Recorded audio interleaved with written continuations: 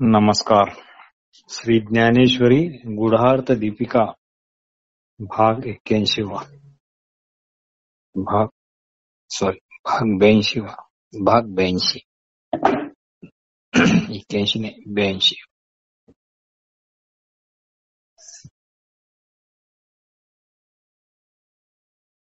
या आत्मज्ञानाच्या उदयाबरोबर ज्ञान प्रकाशामुळे जीव पक्षी देह अहंतारूपी घरटे सोडून जातो व मी देह आहे अशी मर्यादित बुद्धी न राहता सर्वत्र मीच आहे अशी व्यापक त्याची बुद्धी होते. लाहोनी आत्मज्ञानाचे डोळे सांडिती देहाहंतेची अविसाळे जीव पक्षी.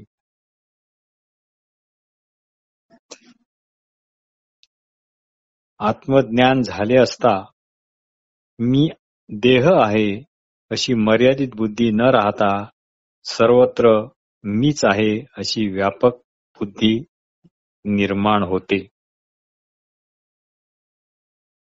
लिंगदेह कमळाचा पोटी वेचतया चिदभ्रमराचा बंदी मोक्ष जयाचा उदयला होय. या आत्मज्ञानरूपी सूर्याच्या उदयाबरोबर लिंगदेहरूपी कमळात अडकून राहिलेला जो चैतन्यरूपी भ्रमर आहे तो सुटतो. या आत्मज्ञानरूपी सूर्याच्या उदयाबरोबर लिंगदेहरूपी कमळात अडकलेला जीव म्हणजे चैतन्यरूपी भ्रमर चैतन्यरूपी भ्रमर मुक्त होतो. बुद्धी व यथार्थ बोध हे दोन चक्रवाक पक्षी शब्दाच्या भिन्न भिन्न अर्थरूपी अडचणीत सापडल्यामुळे त्यांचा परस्परांचा वियोग होऊन ते जणू भेद नदीच्या दोन्ही काठावर एकमेकाकरता विरहाने वेडे होऊन अनादी काळापासून ओरडत आहेत. असं म्हणतात की चक्रवाक पक्षी पाण्याच्या ठिकाणी राहतात आणि ते अत्यंत कामासक्त असतात आणि असे ते कामासक्त होऊन परस्पराहून किंचित जरी दूर झाले तरी ते परस्परांच्या विरहाने ओरडतात असा पुराणातून उल्लेख आढळतो. आत्मज्ञान होण्यापूर्वी शब्दाचा विश्वरूप अर्थ करून केवळ जाणीवरूप ज्ञानापासून ज्ञातृप्रणाने भिन्न पडणारी बुद्धी भोक्तृत्वपणे अनादी कालापासून दुःख भोगते असा याचा सारांश आहे. तया चक्रवाकाचे मिथुन साम्यरसाचे समाधान भोगवी जो चिदगन भुवन दिवा म्हणजे सूर्य. चिदाकाशातील अखंड प्रकाशरूप गुरुरूप सूर्य या बोध बुद्धिरूप चक्रवार पक्ष्यांच्या जोडप्याकडून समरस एकतेच्या भेटीचे सुख अंतिमता भोगवितो. म्हणजे आत्मज्ञान झाले असता सर्व शब्द साक्षात किंवा परंपरेने एका समरस अद्वैत परब्रह्माचेच प्रतिपादन करतात असे जाणून बुद्धी ज्ञानाशी एकरूप होते आणि सर्व तऱ्हाच्या दुःख ताप संताप सुख दुःख हर्ष विषाद यापासून मुक्त होते.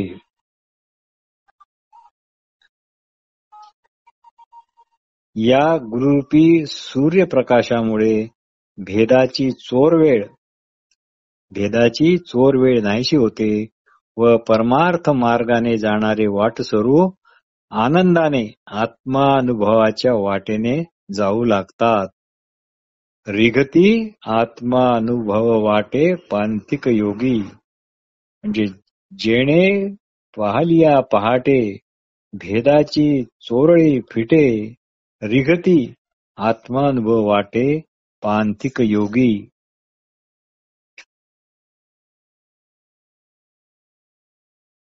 आणि नंतर ते आत्मानंदाच्या सुखदायी आराम वाटिकेत प्रवेश करतात. नंतर ते आत्मानंदाच्या आरामदायी आराम वाटिकेत प्रवेश करतात. म्हणजे आत्मज्ञानामुळे परब्रह्माची एक अफूट अद्वैत सत्ताच त्यांना अनुभवाला येते. ज्याच्या विवेकरूपी ज्ञानरूपी किरणांनी संसाररूपी अरण्ये जळायला लागतात, त्यांचा विवेक पक्व झाला हे समजावे. ही किरणे आत्मस्वरूपाच्या माळ जमिनीवर स्थिर झाली की आत्मस्वरूपाचा सुखद आनंद मिळतो. नाहीतर कधीकधी मृगजळा समान असलेल्या महासिद्धीचा कोरडा पूर येतो. हा गुरुरूप ज्ञानरूपी सूर्य माथ्यावर आला की सोहमची उच्च स्थिती साधते व अहम ब्रह्मास्मी हा बोध दृढ होतो व त्यामुळे आत्मविस्मृतीरूप सावली पायातळी लोपली जाते, म्हणजेच नष्ट होते.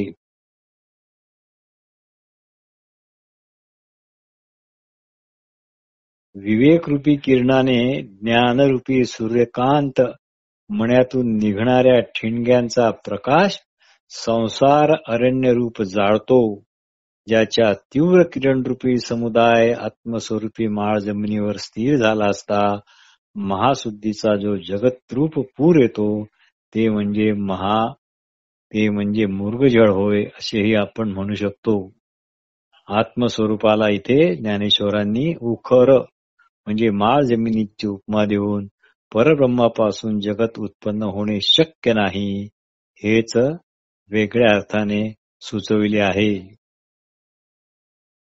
जो सर्वांतर्यामी प्रत्येक स्वरूप आत्मज्ञान रूप सूर्य माथ्यावर येऊन सोहमरूपी माध्यान्ह वेळ झाली असता म्हणजे अहम ब्रह्मास्मी आणि सर्व कलिदम ब्रह्म हा बोध दृढ झाला असता आत्मविस्मृती रूप भ्रांती आपल्या पायातळीच लोपली जाते. जो प्रत्येक बोधाचिया माथया सोहमतेचा मध्यान्ही आलिया लपे आत्मभ्रांती छाया आपण्या तळी. आता माया भ्रांतीरूपी रात्र मुळीच राहत नाही व विपरीत बुद्धी आणि प्रपंचभास हे नाहीसे होतात. मग विपरीत ज्ञानरूप निद्रा कोण सांभाळणार, कोणाला येणार? माया ही ब्रह्माची कल्पित शक्ती आहे. युक्तीपुढे आणि आत्मा अनात्म विचारापुढे ती टिकत नाही. शक्ती असल्यामुळे ती ब्रह्मापासून वेगळी नाही. ही ईश्वराच्या अधीन आहे असे समजतात. जगताचे उपादान कारणही हीच मानतात. या माया सतसतावून विलक्षण अनादी परंतु शांत म्हणजे ज्ञानामुळे अंत होणारी आहे. या मायेला तिच्या कार्यानुसार निरनिराळी नावे आहेत. जसे प्रकृती, 1 नंबर प्रकृती, तमोगुण प्रधान जगाचे उपादान कारण. तमोगुण प्रधान जगाचे उपादान कारण. 2 शक्ती, निर्मितीनंतरची माया अघटित करून दाखविणारी, स्वतंत्र न राहता ब्रह्माच्या आश्रयाने राहणारी. 3 अज्ञान, ब्रह्मावर आवरण घालून त्याचे ज्ञान न होऊ देणारी. ब्रह्मावर आवरण घालून त्याचे ज्ञान न होऊ देणारी. 4 अविद्या, ब्रह्मज्ञानाने नाश पावणारी, ज्ञानाला विरोधी म्हणजे मी म्हणजेच देह असे जिच्यामुळे वाटते ती. नंतर 5 प्रधान, अव्यक्त प्रलयकाळी ब्रह्मात बीजरूपाने राहणारी. अव्यक्त आणि प्रलयकाळी बीजरूपाने राहणारी अशी मायेची लक्षणे आहेत. आणि अजूनही तिचे काही भेद आहेत. एक म्हणजे स्वाश्रया. स्व म्हणजे ब्रह्माला धरून राहणारी. स्वतंत्र अस्तित्व नसणारी. स्व म्हणजे ब्रह्माला धरून राहणारी, स्वतंत्र अस्तित्व नसणारी. 2 म्हणजे स्वविषया, जी ब्रह्माविषयीच सांगते ती. जी ब्रह्माविषयीच सांगते ती. नंतर 3 स्वनिर्वाहक. स्वनिर्वाहक. स्व म्हणजे इथे ब्रह्मा. स्वचा निर्वाह करणारी, ब्रह्माविषयी कल्पना करण्यास प्रत्युक्त करणारी मायाच जर नसती तर ब्रह्माविषयी कोण बोलले असते? ब्रह्म आहे हे तिच्यामुळेच कळते. ब्रह्म आहे हे तिच्यामुळेच कळते. नंबर 4 परनिर्वाहक. परनिर्वाहक म्हणजे स्वपासून पर, स्वपासून पर जे जग त्याची निर्मिती करणारी आणि देह तादात्म्य, जगत सत्यत्व भ्रांती आणि कर्तृत्व भोक्तृत्व भ्रांती या 3 भ्रांतीची जननी, तिला म्हणतात परनिर्वाहक. 5वी आहे प्रतीती मात्र सत्तावान. 5 प्रतीती मात्र सत्तावान. जेवढा वेळ अध्यासाचा अनुभव असतो फक्त तितका वेळ सत्ता असणारी. जेवढा वेळ अध्यासाचा अनुभव असतो तेवढा वेळच सत्ता असणारी.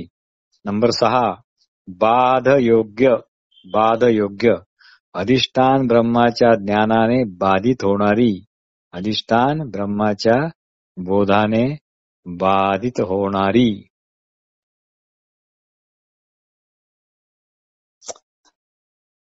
ते वेळी स्वप्न स्वप्नासहिते कोण अन्यथा मती निद्रेते सांभाळी नुरेची जेथे माया राहती. अशा या अद्वैत ज्ञानरूप शहरात एका ब्रह्मानंदाचीच दाटी आहे. अद्वयाबोध पाटणी. पाटणी म्हणजे शहर. अद्वयाबोध पाटणी तेथे महानंदाची दाटणी. श्री गुरूंनी कृपा केलेल्या शिष्याच्या चित्तात पुढे पुढे महानंदाचे जे सुख आले, जे सुख असते त्याचीही पकड हळूहळू कमी होऊन शिष्य निर्विकार स्थितीत येऊन निवांत राहतो. म्हणजे आत्मज्ञानाचा अद्वैत बोध दृढ झाला की सुखाचे भोक्तृत्व देखील स्फुरत नाही हा याचा अर्थ. व जीव सुखाचा भोक्ता होण्यापुरता देखील निराळा राहत नाही. आत्मज्ञानाने उपाधीपासून खरोखर मुक्त होऊन आत्मस्वरूप झालेला ज्ञानीपुरुष पुन्हा कधीही कोणत्याही प्रकारे कशाही वेळी उपाधीशी ऐक्य पावत नाही. जाग आलेल्यांचे स्वप्न विरते. जाग आलेल्यांचे स्वप्न विरते. देहादिक भासमान सगळे मिथ्या वाटतात म्हणूनच प्रारब्ध शेष राहत नाही. अज्ञानामुळे आत्मज्ञानामुळे मागील जन्म कर्म इत्यादीचे अस्तित्व सिद्ध होत नसल्यामुळे, हे अतिशय महत्वाचं आहे, आत्मज्ञानामुळे मागील जन्म आणि कर्म इत्यादीचे अस्तित्व सिद्ध होत नसल्यामुळे मागील जन्मात केलेले कर्म असा प्रकार इथे अजिबात उत्पन्न होत नाही. म्हणून प्रारब्धही नाही. म्हणून प्रारब्धही नाही. स्वप्नातील देह, स्वप्नातील देह काल्पनिक तसा हा जागृतीतील देह पण काल्पनिकच आहे. मग याला जन्म कसा, याला मृत्यू कसा, याला कसे प्रारब्ध? सर्व प्रपंचाचे अज्ञान हेच याचे उपादान कारण आहे. तेच नष्ट झाल्यास प्रपंच कुठे, पुनर्जन्म कुठे, प्रारब्ध कुठे, मृत्यू कुठे? भ्रमाने दोरी साप पाहणे म्हणजे परब्रह्माच जाणत नसल्यामुळे त्याच परब्रह्माला जड विनाशी जगतरूप असे पाहणे होय. पण दोरी जाणली की सर्पाभास जातो. पण दोरी जाणली की सर्पाभास जातो.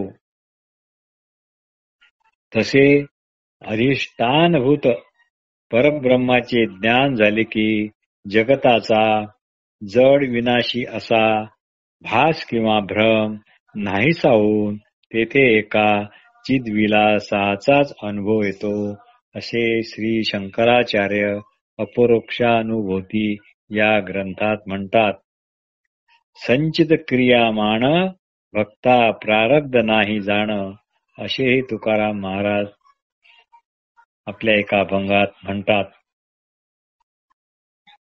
हा गुरुरूप चित्सूर्य चिदाकाशाचा स्वामी आहे, याचा अद्भुत उदय झाला की पूर्व इत्यादी दिशा उदय अस्त अंधार उजेड इत्यादी कल्पनेचा ठाव ठिकाणाही राहत नाही. दिसणे न दिसणे संपून सर्वत्र परब्रह्माचाच प्रत्यय येतो. दिसणे न दिसणे संपून सर्वत्र परब्रह्माचाच अनुभव येतो.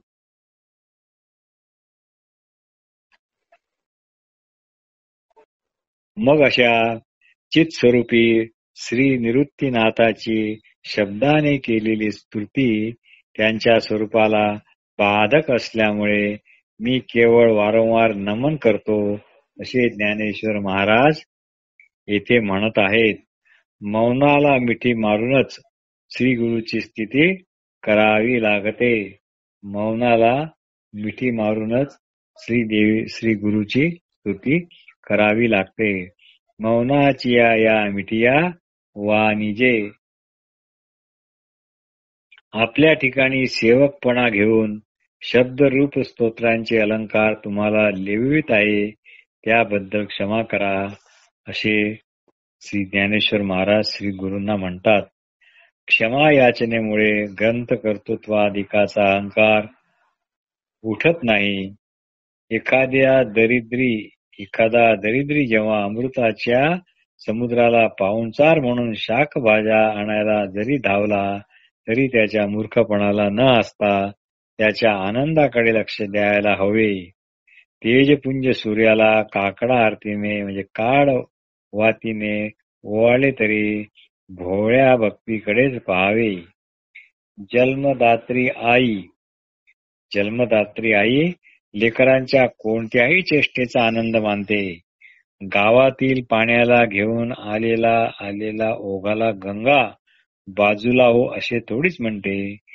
गावातील पाण्याला वाहत घेऊन आलेल्या ओघाला गंगा बाजूला हो असे थोडीच म्हणते. अंधाराने व्यापलेल्या आकाशाला सूर्य उगवताना बाजूला हो असे म्हणावे लागते का?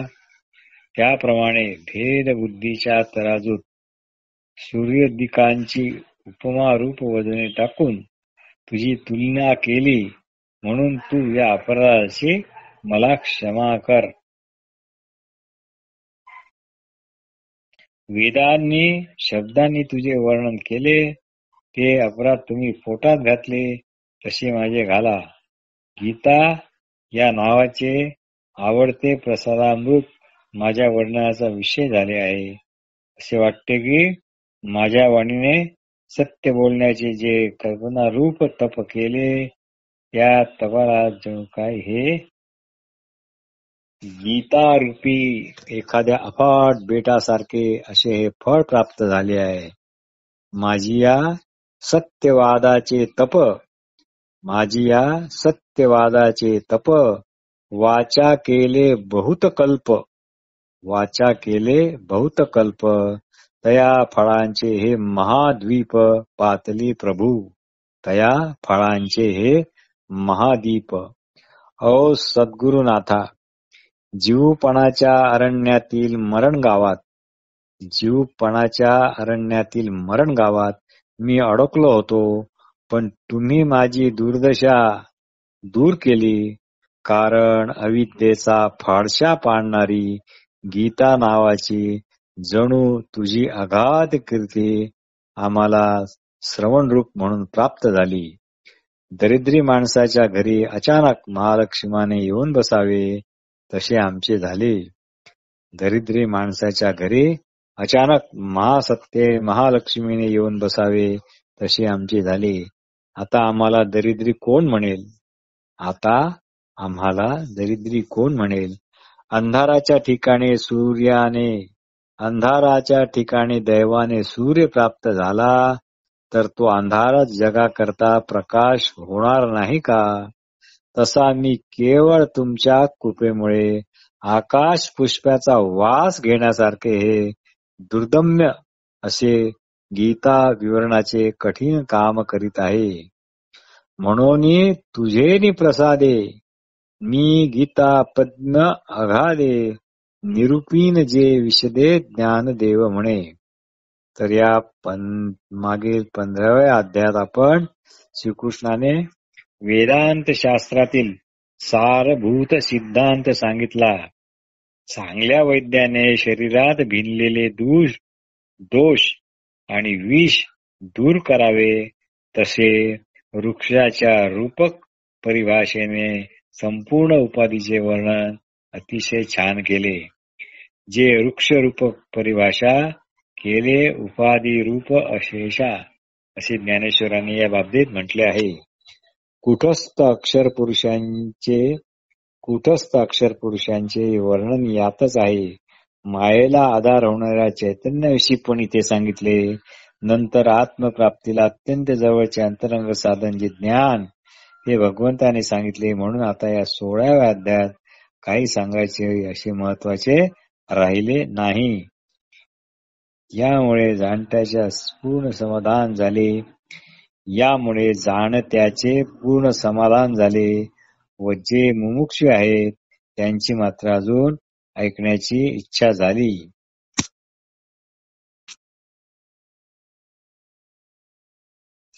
प्रपंचाचे मूळ अस्तित्व नाहीसे करून पाहणाराच आपल्याला पाहतो व जीव आनंद साम्राज्याचा राजा होतो.